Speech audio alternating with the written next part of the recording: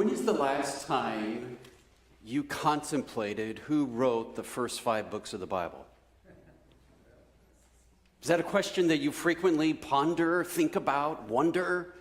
Who wrote the first 5 books of the Bible? Well, many people, the answer is very simple. 2 words. Who cares?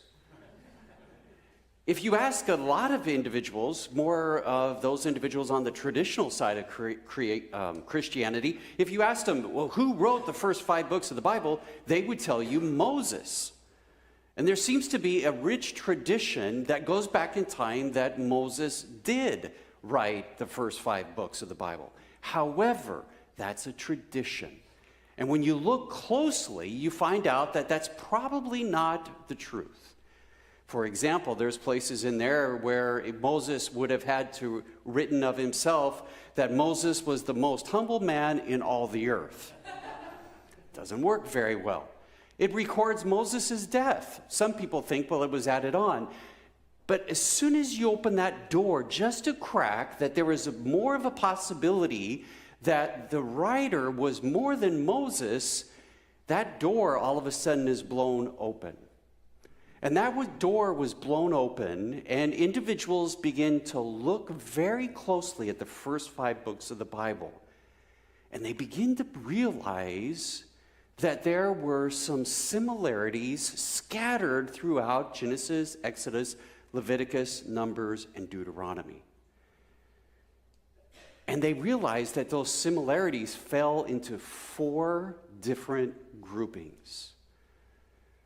More time went by, and they came up with a hypothesis which is described as the documentary hypothesis. So, what does that mean? And what difference does it make to you and I today in 2024? For the next 4 weeks, that's what we want to look at. Does it matter? Does it matter who wrote it? And once we come up with an idea of possibly how it was created, what difference does it make to how we live our life today? Well, the 4 sources that individuals believe created the document, the Pentateuch, the first 5 books of the Bible, was what is called JEDP, an acronym meaning the Jawhist, the Elohist, the Deuteronomist, and the Priestly. 4 different documents. The best way to think about this is, for me, is to think about a quilt. And think about 3 different stacks of blocks that go into a quilt. And then you have one quilt that is the starting piece. And that starting piece, the oldest of those 4 sources, we believe is what is called the Jawhist. That's the document that we think it all started with. Well, the writer of the Jawhist finishes his job, and another individual comes along and looks at the document, which is called E, or the Elohist, and says, man, that would look really good as part of this quilt. And in fact, I think I'm going to put it right here in the middle of the quilt. Well, how do you get it inside the quilt? Well, you're going to have to cut very carefully around the seams to remove enough space, to create enough space to put that new block in. But here's the key.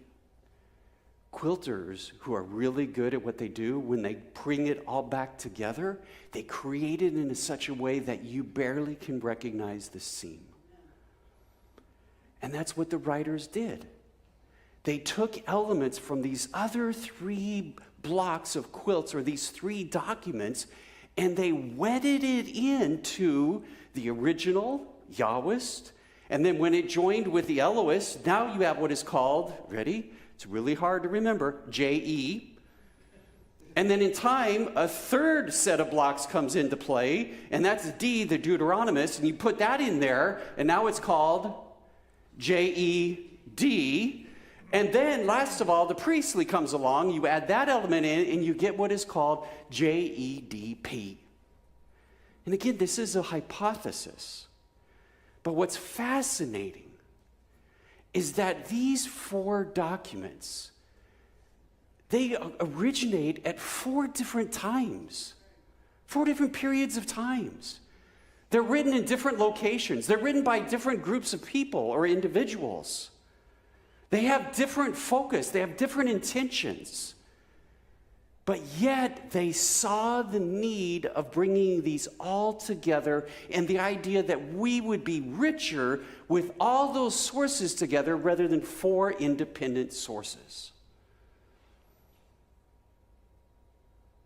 But by doing that, they created some conflict. For example, Genesis 1 and 2. Again, I grew up in a very fundamental home, and I remember the first time I said to my mom, Genesis, there's 2 creation accounts in Genesis. And she looked at me and said, no, there's not. I said, yeah, there is. She very sternly looked at me and said, no, there's not. And then I asked her, I said, write the creation order in Genesis 1, and then write the creation order in Genesis 2.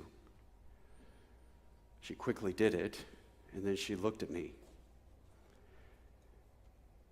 And if you expected her to say, oh, Tony, you're right,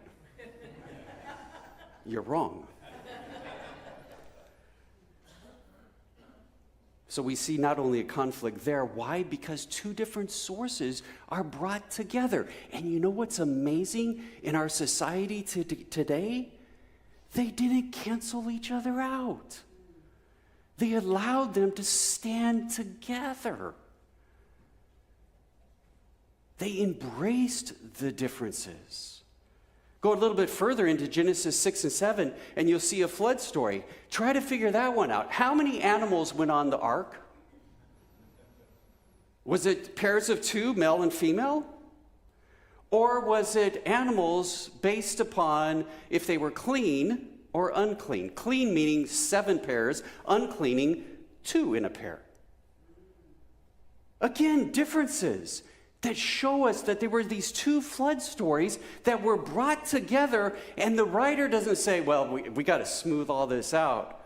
The writer allows the differences to exist, and what a lesson we can learn today.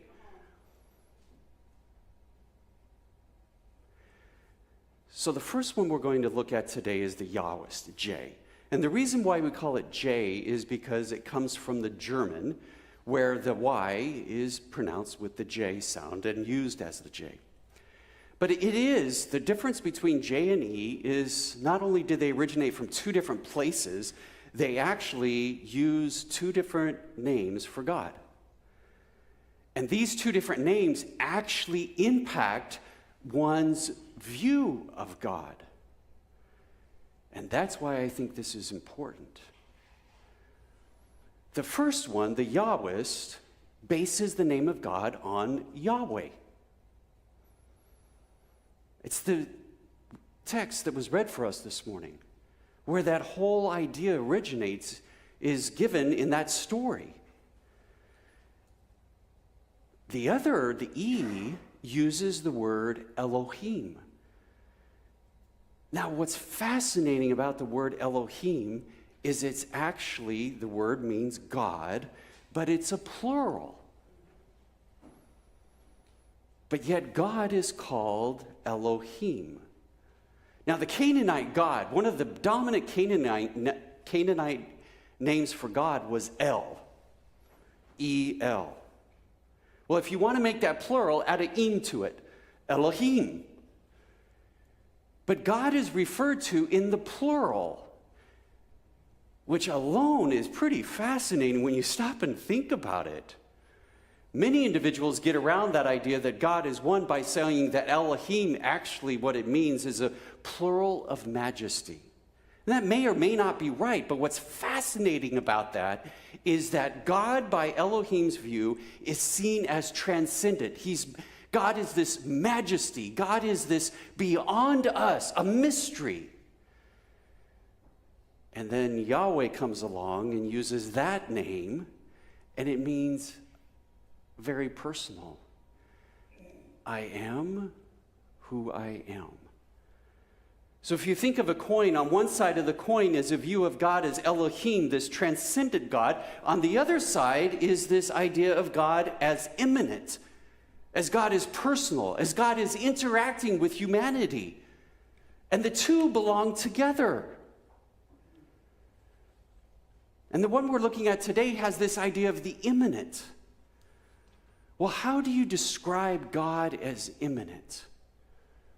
One of the ways you do that is what we call anthropomorphize.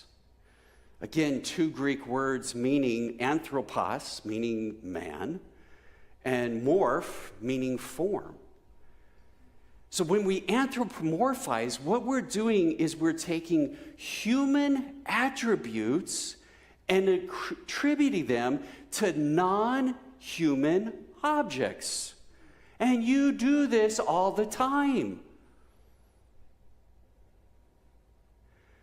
Can you tell when your dog's happy? How many of you ever talk to your car? How many of you name your car? It's just the way we are as human beings. We do this naturally. It's when we take anything of a human form, a human emotion, a feeling, or a human action, and we attribute it to a non-human. And what happens is we anthropomorphize God when we attribute these to God. But why? Why do we do this? Well, if you want to tell a story about God, you're going to be limited by the language that you use. So if you use human language, you're going to refer to them in human terms. So it becomes natural that we would talk about God in words that we are familiar with so that we can understand them. That's why in Genesis 3:8 it says that God went and he walked in the garden. Really? It talks about God's hand. It talks about God's finger. It talks about God getting angry. It talks about God loving. It talks about God making mistakes. All of these are used to try to understand God, and the only way we can do that is the language that we've been given. That's why we use it. But there's a yellow flag waving right now. And if you ever follow racing, yellow flag means caution, slow down. Because when we look at the Bible in these texts, we need to realize that we need to be careful how literal we take these. And each of us has to decide for ourselves what view of God works for us. Do you see God as literally having a hand? Do you see God as one who gets angry and makes mistakes?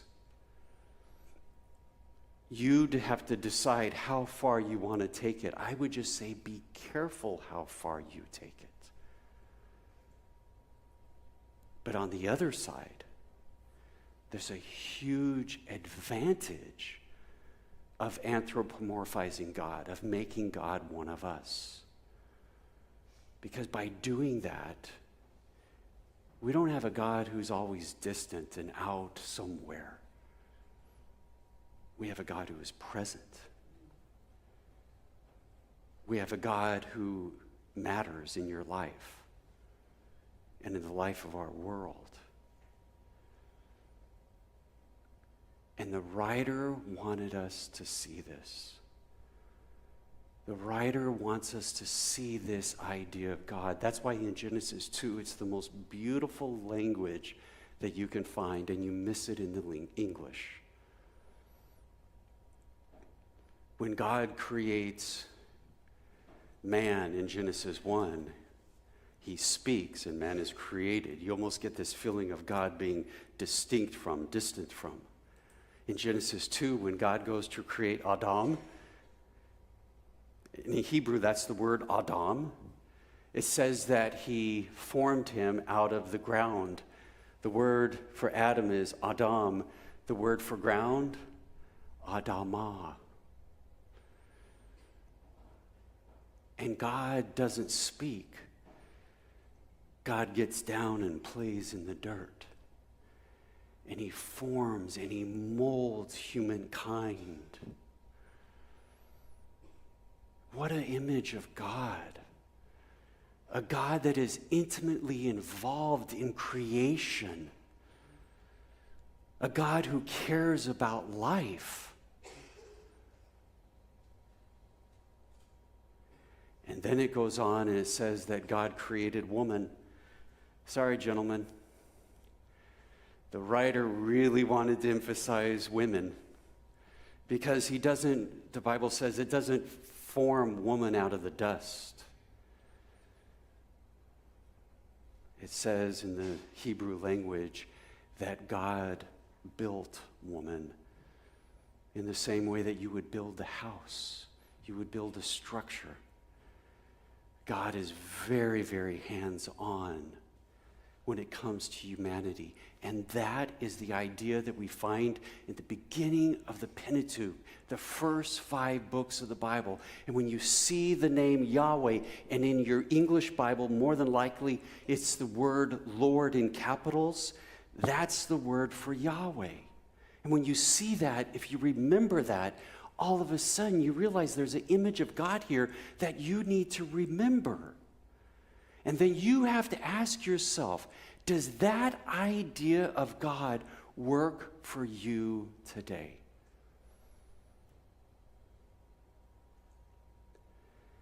While I was working on my doctorate,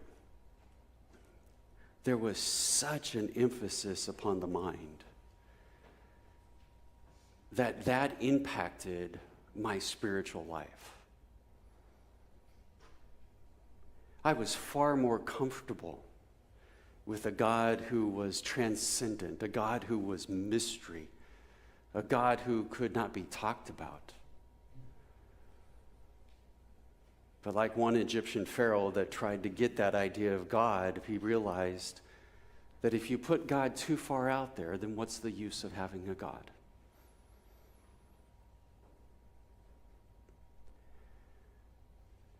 And then over time, I begin to realize that there's another side of that coin, right? There's the immanent God. And I realized that I could experience God not only by thinking and by using my mind,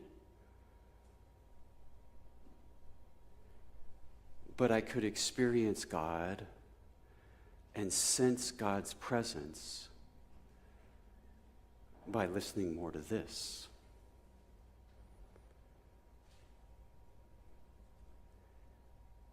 Just an openness to whatever might be.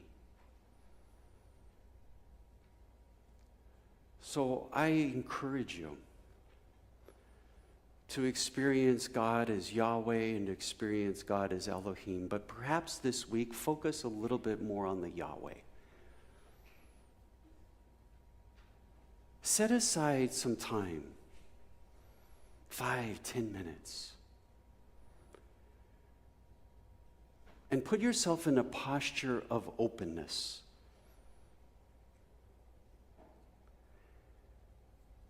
And allow yourself to sense the divine.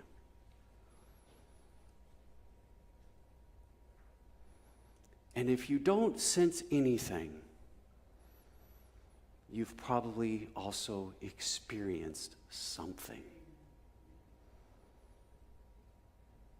And then ask yourself as you practice this, is this enhancing my life? The answer for me has been yes. So this week, I encourage you to meet anew, or once again, Yahweh. Amen.